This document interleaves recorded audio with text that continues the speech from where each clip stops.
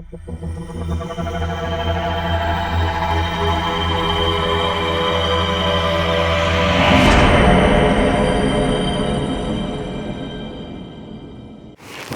நேயர்களுக்கு வணக்கம். நம்மளோட நட்சத்திர சீரீஸினுடைய தொடர்ச்சியாக இன்னைக்கு நம்ம மூல நட்சத்திரம் பற்றி பேச போகிறோம். மூல நட்சத்திரம் தனுசு ராசியுடைய ஆரம்ப நட்சத்திரம் இல்லையா? நம்ம நேற்று வரைக்கும் விருச்சிக ராசியுடைய கடைசி நட்சத்திரமான கேட்டை பற்றி பேசினோம். இப்போது விருச்சிக ராசி வரைக்கும் முடிஞ்சதுக்கப்புறமா தனுசு ராசி வரும்போது ஒரு டிரான்சிஷன் இருக்குது. இது எப்படின்னா மேஷம்ல இருந்து விருச்சிகம் வரைக்கும் மனிதனுடைய வாழ்க்கை அவனுடைய தேவைகள் தான்கிறது துவங்கி தன்னுடைய சுற்றுப்புறம், கூட பிறந்தவர்கள், தன்னுடைய வீடு, சொந்தம், பந்தம், பார்ட்னர்ஸ், அதை எப்படி டேக்கிள் பண்ணுறாங்க, இது எல்லாமே முடித்து தானும் தன்னுடைய குடும்பமும் தன்னுடைய பார்ட்னர்ஸும் அப்படிங்கிற மாதிரி மேஷத்துலேருந்து விருச்சிகம் வரைக்கும் வாழ்க்கைங்கிறது ஒரு வட்டத்தை முடிச்சுக்கும். அதோட தனுசுக்கு வரும்போது ஒரு தனிப்பட்ட மனிதனுடைய வாழ்க்கையை பற்றி நம்ம பேச போகிறது கிடையாது. விருச்சிகத்தோடு அது முடிஞ்சிருது. இந்த வாழ்க்கையில் நம்ம என்ன கற்றுக்கிட்டு எதையெல்லாம் ஒரு ஞாபக படிமங்களாக நம்ம சேர்த்துருக்கோமோ அது விருச்சிகத்தில் கேட்டை நட்சத்திரத்தில் வரும்போதே நம்ம பேசியிருக்கோம். ரொம்ப ஆழமான ஒரு ஆழ்துளை கிணறு மாதிரி அது உள்ளே போய் உள்ளே தேங்கி இருக்கும். அந்த ஞாபகங்களை ரொம்ப சுலபமாலாம் எடுத்து வெளியில் எடுத்துட முடியாது. சாதாரணமாக விருச்சிகத்தில் சிலருக்கு கோள்கள் இருந்துச்சுன்னா அவங்க பேசும்போது அந்த தெளிவாக அவங்களால சொல்லக்கூட முடியாது. அந்த ஞாபகங்கள் அவ்வளோ அடியில் போயிடும். அடிமன டீப்பர் கான்ஷியஸ் லெவலுக்கு போயிடும். அப்படி இருக்கிற அந்த மாதிரி தான் கலெக்ட் ஆகி அங்கே நிற்கும். இப்போ பொதுவாக ஒரு தனி மனிதனுடைய உணர்வுகள்ங்கிறது மேஷத்துலேருந்து கடகம் வரைக்கும் முடிஞ்சிடும். அந்த வாழ்க்கையோடைய படிமங்கள் கடகத்தில் ஸ்டோர் ஆகும். ஒரு மேலோட்டமான ஞாபகங்களாக ஸ்டோர் ஆகும். அடுத்து சிம்மம் துவங்கி விருச்சிகம் வரும்போது அவனுடைய உருவாக்கங்கள், அவனுடைய இன்னொருத்தவங்க கூட அவனுடைய இன்ட்ராக்ஷன், பார்ட்னர் கூட இன்ட்ராக்ஷன் அப்படிங்கிறதுல தன்னை எப்படி அழைக்கிறாங்க அதுக்கான போராட்டம் இருக்கு இல்லையா? அந்த போராட்டத்தினுடைய படிமங்கள் அடுத்த ஞாபக அடுக்குகளாக இன்னும் ரொம்ப டீப்பாக விருச்சிகம் வரைக்கும் ஸ்டோர் ஆகிடும். இதோட மனுஷனுடைய வாழ்க்கை இன்னொருத்தவங்களை தனக்கான இன்னொன்று உருவாக்குறதோட மனிதனுடைய தான்கிற வாழ்க்கை அங்கே முடியுது. இதுக்கப்புறமா வர்றது இப்படி வாழ்ந்த வாழ்க்கையை எப்படி நம்ம ப்ராசஸ் பண்ணுறது, இந்த ஒட்டுமொத்த வாழ்க்கையை நம்ம எப்படி பார்க்க போகிறோம். வாழ்க்கையை நம்ம ரெண்டு விதமாக தான் பார்க்குறோம். இதை பாசிட்டிவாக அல்லது நெகட்டிவாக, ஆர் ஆப்டிமிஸ்டிக்காக இல்லை பெசிமிஸ்டிக்காக, இந்த மாதிரி ஒரு ரெண்டு ஆங்கிளில் தான் பார்க்க முடியும். அப்படி ரெண்டு ஆங்கிளில் நம்ம பார்க்குறதுக்கு ஒரு ஆரம்பம் வேணும். அந்த ஆரம்பம் கேட்டையில் ஞாபகங்களாக முடிஞ்சது மூலத்தில் அதை வெளியில் எடுக்கிற ஒரு முயற்சியாக இருக்குது. அதனால தான் இதுக்கு வேர்கள் அப்படின்னு சொல்லிட்டு போகிறது. இதுக்கான அந்த வேர் மாதிரி உள்ளே போய் அதனுடைய மூல காரணத்தை தேடி ஆராய்ச்சி எடுத்து அந்த உண்மையை கண்டுபிடிச்சி அந்த உண்மையில் இருந்து எப்படி அந்த உண்மையை பாசிட்டிவாகவும் நெகட்டிவாகவும் இல்லை ஆப்டிமிஸ்டிக்காகவும் பெசிமிஸ்டிக்காகவும் எப்படி நம்ம இந்த வாழ்க்கையில் நம்ம பயன்படுத்த போகிறோம் இப்படின்னு சொல்லக்கூடிய கான்செப்ட் ரீதியான ராசிகள் தான் தனுசு முதல் மீனம் வரை இருக்கக்கூடிய 4 ராசிகளும். ஸோ அந்த ராசிகளை பற்றி பின்னாடி பேச போகிறோம். அந்த ராசியில் வரக்கூடிய நட்சத்திரங்களை பற்றி. இப்போது இந்த மூல நட்சத்திரம் இதுக்கான சின்னங்கள், மற்ற சின்னங்கள், தெய்வங்கள், இதை பற்றியெல்லாம் நம்ம அசுர சக்தி அப்படின்னு சொல்கிறோம். தேவசக்திங்கிறது இன்னும் கொஞ்சம் ஒரு மென்மையான இனிமையான சைடில் இருக்கக்கூடியது, நம்மளுக்கு ரொம்ப ஹர்ட் ஆகாமல் இருக்கக்கூடியது. ஆனால் அசுர சக்திங்கிறது ஒரு அசுரபலம் வேணும் அப்படின்னு நம்ம சொல்கிறோம் இல்லையா? சில வேலையெல்லாம் செய்யணும்னா நமக்கு அசுரபலம் வேணும், ரொம்ப சாதிச்சவங்களை அசுரபலத்தோடு இருந்தாங்க அப்படின்னால நம்ம சொல்கிறோம். அப்போது பலம் எக்ஸ்ட்ராடினரியாக இருக்குது, எக்ஸ்ட்ரீமாக இருக்குது அப்படிங்கிற இடத்துல தான் நம்ம அசுரர்கள் அப்படிங்கிற ஒரு வார்த்தையை பயன்படுத்துகிறோம். அப்போது மூல நட்சத்திரம் அப்படின்றது அதை டேக்கிள் பண்ண வேண்டிய விஷயம் என்னென்னா, வேருங்கிறதே மூலத்தை தேடி போகிறது. நைருதி அப்படிங்கிறது 8 திக்கும் அப்படின்னு சொல்கிறது. ஸோ 8 திக்கும் பரவக்கூடிய வேர்கள்.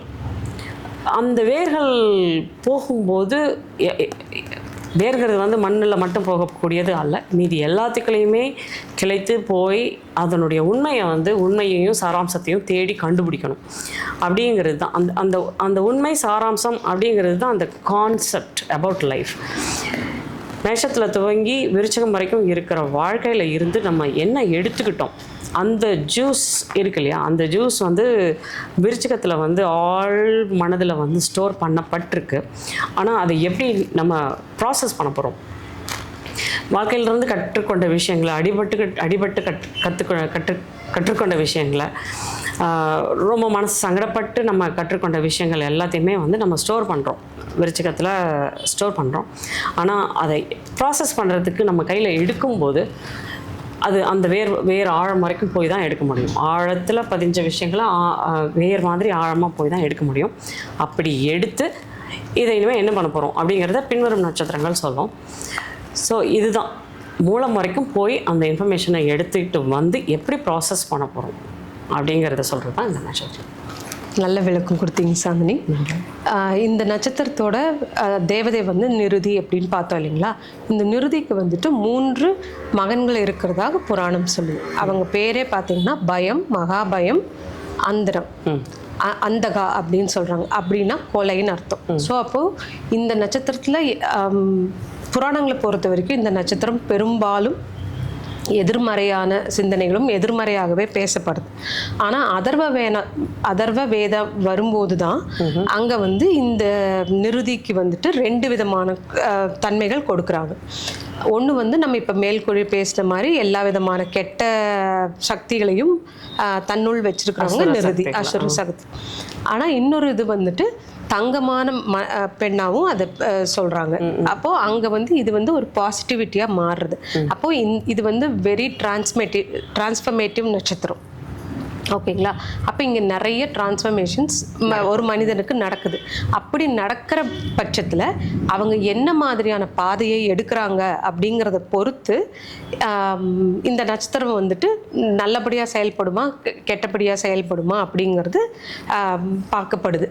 ஓகேங்களா. இப்போது நீங்கள் சொன்ன மாதிரி தான் இப்போ நம்மளோட ஆள் மனசில் எல்லாமே ஸ்டோர் ஆகி இருக்குது. அதை போய் எடுக்கும்போது என்னென்னலாம் வெளியில் வரும் அப்படிங்கிறது தெரியாது. அதில் இருக்கிற நிறைய கெட்ட விஷயங்கள் வெளியில் வந்தாலும் இந்த ஜாதகர் எப்படி தர்ம முறைப்படி வாழ்கிறாங்க அப்படிங்கிறத பொறுத்து தான் இந்த நட்சத்திரத்தில் முன்னேற்றங்கள் பார்க்கப்படுது. ஓகேங்களா. இப்போ நம்ம சாந்தினி சொன்ன மாதிரி மேஷத்திலிருந்து விருச்சிகம் வரைக்கும் எல்லாத்தையும் நம்ம பார்த்து முடிச்சிட்டோம். ஆனால் நம்ம ஆன்மீக ரீதியாக முன்னேறணும் அப்படின்னா சில விஷயங்களை விட்டுட்டு போகணும் இல்லைங்களா. இத்தனை நாள் நம்ம உருவாக்கி வச்சுருந்த அனுபவங்களை எல்லாம் சிலதெல்லாம் நமக்கு வேண்டான்னு இழந்துட்டு தள்ளிட்டு போகணும். அப்போது அதை வந்து நம்ம ஆரம்பத்தில் ஏற்றுக்க மாட்டோம். அப்போது எதையெல்லாம் நாம் டிஸ்ட்ரக்ஷன் பண்ணிவிட்டு அழிச்சிட்டு மேலே முன்னேற தேவையான விஷயங்கள் எதுவோ அதை மட்டும் எடுத்துகிட்டு போகணுங்கிறதை சொல்கிற நட்சத்திரம் தான் இந்த மூல நட்சத்திரம். அதனால தான் இங்கே நிறைய அழிப்பது சம்மந்தமானது அந்த மாதிரியெல்லாம் இருக்குது. ஓகே. ஸோ நீங்கள் ஏற்கனவே சொன்னீங்க அந்த நிருதியுடைய குழந்தைகள் வந்து பயம், மகாபயம், கொலை அப்படி சொல்லிட்டு. அப்போது இப்போ நீங்கள் சொல்கிறது என்னென்னா வந்து வேண்டாத விஷயங்களை வந்து நமக்குள்ளார ஆழ போகும்போது நம்மளுடைய நெகட்டிவ்ஸை பார்த்து நமக்கே பயம் வரும். அதை எப்படி வெளியில் எடுக்கிறது, என்ன பண்ணுறதுன்ற வரக்கூடிய பெரிய பெரிய பயங்கள், அதை தான் வந்து நம்ம கொலை பண்ணுறோம். யாரையோ போய் கொலை பண்ணுறது இல்லை, நம்மளுக்குள்ளார இருக்கிற கெட்ட விஷயங்களை வந்து கொலை பண்ணி எடுத்து. ஆமாங்க. ஒரு கிளன்சிங். அதான் இன்னொரு கூற்று கூட இருக்கு, உலகத்திலேயே பெரிய எதிரி யாருன்னா நமக்கு நாம தான் எதிரி. ஸோ வெளியிலிருந்தெல்லாம் நம்மளை ஒருத்தர் வந்து அழிக்கவே வேண்டிய அவசியம் இல்லை. ஏன்னா நமக்குள்ளார இருக்கிற அந்த ஆழ்மான சிந்தனைகளே வந்துட்டு இதில் வெளிப்படுறது. இந்த நட்சத்திரத்தில் வந்து நிறைய அன்கான்ஷியஸ் மெமரிஸ்ன்னு சொல்கிறீங்களா, எப்போ நம்ம என்ன பார்த்து வச்சோன்னு தெரியாது, அதெல்லாம் ஆழ் மனசில் ஸ்டோர் ஆகிருக்கும் இல்லைங்களா. அந்த ஸ்டோர் ஆனது தான் வந்து வெளிப்பட்டு நம்மளைய பயமுறுத்துகிற விஷயங்களாக இருக்குது. கரெக்டு. அப்புறம் இந்த நட்சத்திரத்தில் வந்து இன்னொரு சொற்றொடர் இருக்குது இல்லைங்களா. நம்ம பழங்காலத்துலேருந்து நம்ம கேட்டுட்டு வரோம், ஆண் மூலம் அரசாளும், பெண் மூலம் நிர்மூலம் அப்படின்ட்டு. அதுக்கு வந்து அது வந்து சொற்றொடர்னு தான் நான் சொல்வேன், பழமொழின்லாம் நான் சொல்ல மாட்டேன். ஏன்னு கேட்டால் இது வந்துட்டு நம்ம வழக்கத்துல வந்து தப்பா பிரயோகம் பண்ணிட்டு இருக்கோம், இல்ல தப்பா அர்த்தம் பண்ணிட்டு இருக்கோம். அர்த்தம் பண்ணிட்டு இருக்கோம். ஏன்னு கேட்டீங்கன்னா இந்த தன்மைகள்லாம் இருக்கு இல்லைங்களா? இப்ப நான் சொன்ன இந்த பயம், எல்லா விதமான உணர்ச்சிகளையும் வந்துட்டு ஆண்கோள்கள் அப்படின்னு சொல்லப்படுற சூரியனோ இல்ல செவ்வாயோ இல்லைன்னா குருவோ இருந்தா அவங்களால இதை டேக்கிள் பண்ண முடியும். டேக்கிள் பண்ணி இந்த அந்த கெட்ட தன்மையை வந்துட்டு நல்ல தன்மையாக, நிருதியே 2 விதமாக பார்த்தோம் இல்லைங்களா? அந்த கெட்டவளாக இருக்கிற நிருதி வந்து நல்லவளாக மாறுறதுக்கான அந்த டிரான்ஸ்ஃபர்மேட்டிவ் பவரை இந்த நட்சத்திரங்கள் கொடுக்கும். இந்த நட்சத்திரங்கள் இருந்தால் அவங்க இன்னும் அதை ஸ்ட்ராங்காக ஹேண்டில் பண்ண முடியும். இந்த கோள்கள், சாஃப்டான கோள்கள் இருக்கும்போது அவங்களால பண்ண முடியாமல் போயிருங்கிறது தான் இங்கே நம்ம நிர்மூலமாக சொல்கிறோம். ஸோ சாஃப்டானது இருந்துச்சுன்னா பெண் கோள்கள் பயம் வந்து இருக்கும். இது செவ்வாய் மாதிரி இருந்துச்சுன்னா அந்த பயத்தை தாண்டி வெளியில வர இன்னும் ஆழமா போக முடியாத வந்து வரும். அதனால நேயர்கள் வந்து யாராவது உங்களுக்கு வந்து இந்த நட்சத்திரத்துல கோள்கள் இருக்குன்னா நீங்க பயப்பட தேவையில்லை. அப்புறம் இந்த கல்யாணம் டைம்லயும் இந்த பெண் மூலம் நிர்மூலம் சொல்லிட்டு எல்லாரும் ஒதுக்கி வச்சிடுறாங்க. அதை தயவு செஞ்சு இனிமேல் பண்ணாதீங்க. இதுக்கான உண்மையான அர்த்தம் ஆண் கோள்கள் மூலத்தில் இருந்தான்னா அரசாள வைக்கும் அப்படின்னும், பெண் கோள்கள் மூல நட்சத்திரத்தில் இருந்தால் அதனால இந்த நெகட்டிவிட்டியை தாங்க முடியாமல் கஷ்டப்படுங்கிறது தான் சொல்லியிருக்காங்க. அப்புறம் நம்ம இதோட வேறு வந்துட்டு சாம்பிராணின்னு பார்த்தோம் இல்லைங்களா? இப்போ இந்த சாம்பிராணி நம்ம வந்து எப்பவுமே பார்த்தீங்கன்னா சாம்பிராணி மரம் நம்ம வந்து சாம்பிராணி புகை போடுறது பார்த்துருக்கோம். முக்கியமாக பார்த்தீங்கன்னா வெள்ளிக்கிழமைகள் தான் இந்த சாம்பிராணி புகை நம்ம ஊரில் போடுறாங்க. அப்போ வெள்ளி அப்படிங்கிறது சுக்கிரனோட இன்னொரு பெயர் இல்லைங்களா?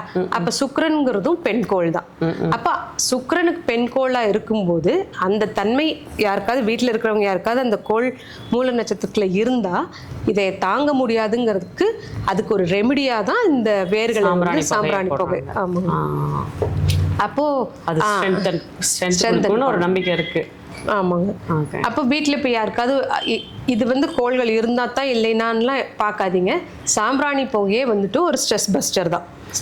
ஸ்ட்ரெஸ் ரிலீவ் பண்ணுறது. ஓகே. அப்போ வந்து அதுக்கு நம்ம சாம்பிராணி புகை போடுவதனால வீட்டில் இருக்கிற ஸ்ட்ரெஸ்கள் கம்மியாகி வீட்டில் இருக்கிற நெகட்டிவிட்டி வெளியில் போய் பாசிட்டிவிட்டி வருங்கிறதுக்காக தான் அது போடப்படுது. இப்போது நம்ம அதை வந்து ரிலீஜியஸ் ரீசன்ஸாக போயிட்டோம். அதனால அதுக்கெல்லாம் இதில் சேர்த்து விட்டுருக்காங்க. ஸோ இது எல்லாமே வந்து இந்த மூல நட்சத்திரத்தோட குறியீடுகளாக தான் நம்ம பிரயோகம் பண்ணிகிட்டு இருக்கோம். ஓகே. இப்போ மூல நட்சத்திரத்தில் கோள்கள் இருந்த யாருக்காவது நமக்கு பர்சனலாக யாராவது இருக்காங்களா? இப்போ பாருங்க, இப்போ நான் சொன்னேன் இல்லைங்களா, பெண் மூலம் நிர்மூலம்னு சொல்லி கூற்று இருக்கு அப்படின்ட்டு. அப்படி பார்த்தீங்கன்னா ஓப்ரா வின்ஃப்ரி இருக்காங்க.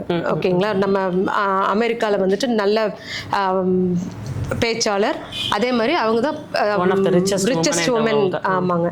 ஆனால் அவங்க பிறப்பு பார்த்தீங்க அப்படின்னா அவங்க வந்துட்டு லோ இன்கம் பாவர்ட்டி லைனில் தான் பிறந்தாங்க. ஓகேங்களா?